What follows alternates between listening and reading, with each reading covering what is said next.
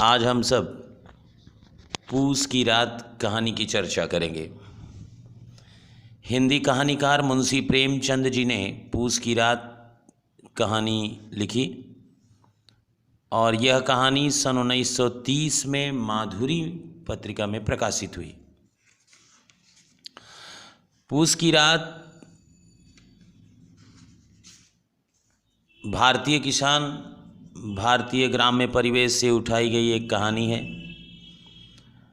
पूस की रात कहानी ग्रामीण जीवन से संबंधित है। इस कहानी का नायक हल्कू मामूली किसान है। उसके पास थोड़ी सी ज़मीन है जिस पर खेती करके वह गुजारा करता है, लेकिन खेती से जो आय होती है वह ऋण चुकाने में निकल जाती है। सर्दियों में कंबल खरीदने के लिए उसने मजूरी करके बड़ी मुश्किल से 3 रुपये इकट्ठे किए हैं, लेकिन वह 3 रुपये भी महाजन ले जाता है। उसकी पत्नी मुन्नी इसका बहुत विरोध करती है, किंतु वह भी अंत में लाचार हो जाती है।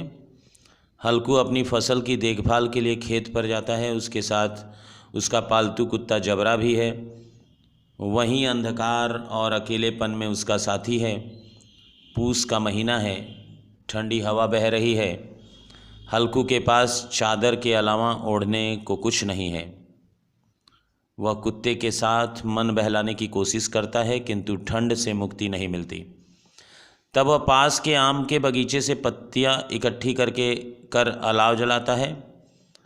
अलाव की आग से उसका शरीर गर्मा जाता है और उसे राहत मिलती है। आग बुझ जाने पर भी शरीर की गर्माहट से वह चादर ओढ़े बैठा रहता है। उधर खेत में नीलगायें घुस जाती हैं। जबरा उनकी आहट से सावधान हो जाता है। वह उन पर भौंकता है। हल्कू को भी लगता है कि खेत में नीलगायें घुस आई हैं, लेकिन वह बैठा रहता है।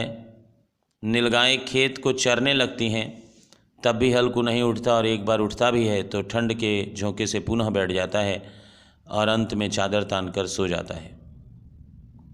ये इस कहानी के मूल में मौजूद है।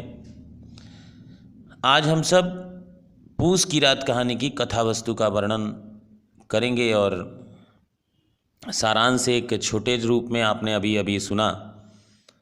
अब हम लोग कथा वस्तु की तरफ बढ़ते हैं। कथा वस्तु का अर्थ है कहानी में प्रस्तुत घटना, लेकिन यह घटना विस्तृत नहीं होती है बल्कि छोटी होती है। जैसा कि पूस की रात कहानी के उदाहरण से अभी अभी आपको स्पष्ट हुआ है। एक अच्छी कहानी में कथा वस्तु का ठोस और सुसंबद्ध होना आवश्यक है। कोई ऐसी बात या प्रसंग उसमें वर्णित नहीं होना चाहिए जो कहानी में अनावश्यक लगे। कहानी में कथा वस्तु का निर्माण घटनाओं तथा पात्रों के पारस्परिक सहयोग से होता है। कुछ कथानक ऐसे होते हैं जिनकी बुनावट में परिवेश की भी बहुत बड़ी हिस्सेदारी होती है। कथ्य के अनुसार ही कथा वस्तु का स्वरूप बनता है। उसी के अनुसार सभी घटनाएं प्रधान हो जाती हैं, कभी चरित्र, कभी परिवेश या वातावरण। इस कहानी में घटनाएं बहुत अधिक नहीं हैं, न ही परिवेश का विस्तृत चित्रण किया गया है। पात्र भी बहुत कम है। इस कहानी की विशेषता यह है कि इसमें घटना विकास, पात्रों का चरित्र और परिवेश तीनों अत्यंत महत्वपूर्ण हैं। कहानी का आरंभ पूस की रात प्रेमचंद की श्रेष्ठ कहानियों में गिनी जाती है। इस कहानी में कथा का अधिक विस्तार नहीं है, न घटनाक्रम तेजी से बदलते हैं। कथा का आरंभ हल्कू के घर से होता है। कहानीकार हल्कू के घर का उतना ही वर्णन करता है जितने का उस कहानी से संबंध है। हल्कू ने कर्ज ले रखा है। सहना उससे जिससे कर्ज लिया है वह अपना रुपया मांगने हल्कू के यहाँ आता है। हल्कू अपनी पत्नी मुन्नी से रुपये मांगता है। मुन्नी के पास 3 रुपये हैं जो हल्कू ने मजदूरी में से बड़ी मुश्किल से बचाए हैं ताकि एक कंबल खरीदा जा सके। बिना कंबल के जाड़ों की रात खेतों पर गुजारना कठिन होगा, इसलिए मुन्नी रुपए देने का विरोध करती है। इस समय पति पत्नी में जो बातचीत होती है वह अत्यंत महत्वपूर्ण है। मुन्नी कहती है, न जाने कितनी न जाने कितनी बाकी है जो किसी तरह चुकने ही नहीं आती। मुन्नी के इस कथन में एक बड़ी सच्चाई को प्रेमचंद ने उजागर किया है। किसान मजबूर होकर महाजन से ऋण लेता है, किंतु उसके बाद वह उससे मुक्त नहीं हो पाता। ब्याज दर के जाल में वह ऐसा उलझ जाता है कि उसकी सारी मेहनत मजूरी उसे चुकाने में ही चुक जाती है। मुन्नी किसानों के जीवन की इस व्यवस्था को और उजागर करते हुए कहती है, मर मर कर काम करो, उपज हो तो बाकी दे दो, चलो छुट्टी हुई। बाकी चुकाने के लिए ही तो हमारा जन्म हुआ है। स्पष्ट ही ऋण चुकाते रहने की विडंबना से परेशान किसान के मन में यह सवाल जरूर पैदा होता है कि क्या उसका जन्म केवल ऋण चुकाने के लिए ही हुआ है? क्या उसकी मेहनत इसी तरह दूसरे हड़पते रहेंगे और अपना पेट भरने के लिए उससे मजूरी करनी पड़ेगी? अगर अपना पेट भरने के लिए क्या उसकी मेहनत इसी तरह दूसरे हड़पते रहेंगे और अपना पेट भरने के लिए उसे मजूरी करनी पड़ेगी? अगर अपना पेट भरने के लिए मजूरी ही करनी है तो फिर खेती से चिपके रहने का क्या मतलब? इसी भावना से प्रेरित होकर मुन्नी हल्कू से कहती है, तुम छोड़ दो अब की से खेती। मजूरी में सुख से एक रोटी खाने को तो मिलेगी, किसी की धौंस तो ना होगी।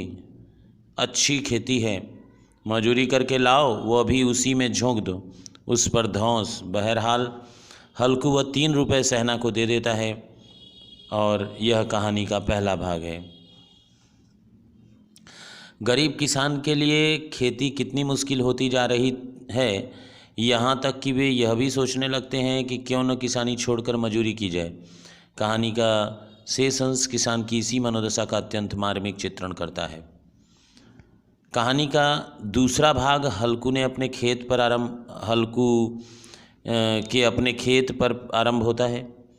पूस की अंधेरी रात है, हल्कू के साथ सिर्फ उसका पालतू कुत्ता जबरा है। ठंडी हवा चल रही है, हल्कू के पास सर्दी से बचने के लिए एक चादर भर है, लेकिन वह चादर उस ठंड से उसकी रक्षा नहीं कर पाती। हल्कू की मनोभावनाएं प्रेमचंद ने यहाँ जबरा के साथ हल्कू की बातचीत से व्यक्त की है। कुत्ता होने के कारण जबरा हल्कू की किसी बात को न समझ सकता है, न जवाब दे सकता है, लेकिन जबरा के प्रति हल्कू की आत्मीयता उसकी हृदयगत ऊंचाइयों को व्यक्त करती है। खेत में हल्कू की सबसे बड़ी चिंता ठंड से बचाव की है। वह जबरा को संबोधित कर कहता है कि इतनी सर्दी में तुम मेरे साथ क्यों आए? फिर इसी तरह बात करते हुए वह अपनी स्थिति की तुलना उन भाग्यवान लोगों के साथ करने लगता है जिनके पास जाड़ा जाए तो गर्मी से घबरा कर भागे। मोटे मोटे गद्दे, लिहाफ, कंबल, मजाल है जाड़े की गुजर हो जाए। तकदीर की खूबी है, मजूरी हम करें, मजा दूसरे लूटें। यहाँ हल्कू की बातों के माध्यम से प्रेमचंद समाज के एक बहुत बड़े अंतर विरोध को उजागर करते हैं। वह एक तरफ से यह प्रश्न उठाते हैं कि ऐसा क्यों है कि मेहनत करने वाला किसान तो भूखा सो जाता है और उसकी मेहनत का फल भोगने वाले मज़े करते हैं। जाहिर है हल्कू के पास इस सवाल का जवाब नहीं है, वह तो इसे तकदीर की खूबी ही मान रहा है। हल्कू की इस मानसिकता की तुलना अगर कहानी के आरंभ में मुन्नी की बातों से करें तो हम आसानी से समझ सकते हैं कि दोनों एक सी ही बात सोच रहे हैं। अगर मेहनत दूसरों के पास ही जानी है तो खेती से जुड़े रहने का क्या लाभ? कहानी का आगे का हिस्सा हल्कू की जाड़े से बचाव की कोशिश के रूप में सामने आता है।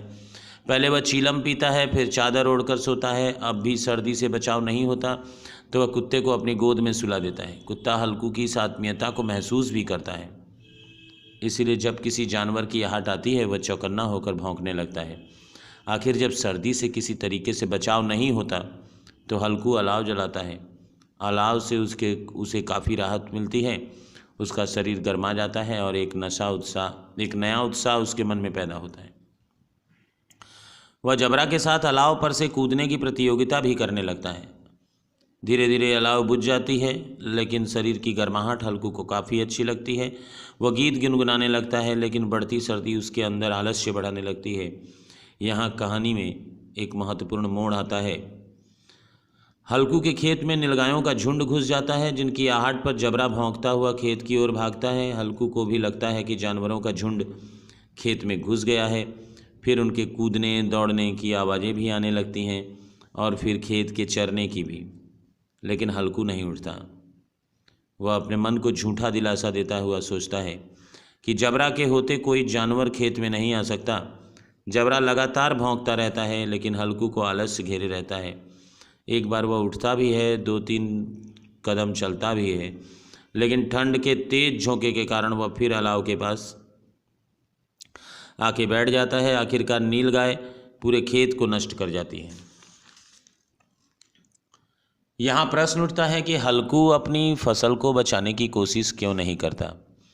क्या वह आलसी है? क्या ठंड के मारे इतना परेशान था कि अपनी फसल का नष्ट होना भी वह सर्दी के मुकाबले बर्दाश्त कर सकता था? स्पष्ट ही कारण ये नहीं है। आखिर वह अपनी फसल की रक्षा किसके लिए करे? क्या सिर्फ महाजनों को लुटाने के लिए? अगर उसकी मेहनत सूदखोरों और जमींदारों के पास ही जानी है तो फिर नीलगायें चर लें तो क्या?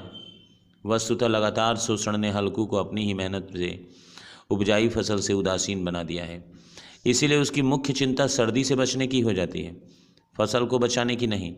यही कारण है कि वह अपनी पत्नी के यहाँ कहने पर कि अब मजूरी करके मालगुजारी चुकानी पड़ेगी तो वह कहता है रात को ठंड से यहाँ सोना तो न पड़ेगा। इस प्रकार यह कहानी साधनहीन गरीब किसानों की उस व्यथा को भी उजागर करती है जिसमें वे साधनों के अभाव में प्रकृति की कठोरता के आगे हार मान लेते हैं। तो मुझे लगता है कि ये ऑडियो वीडियो जो भी है वो काफ़ी बड़ा हो जाएगा, तो हम लोग एक दूसरे क्लास में आगे की बातों को सुनते हैं। तब तक के लिए धन्यवाद।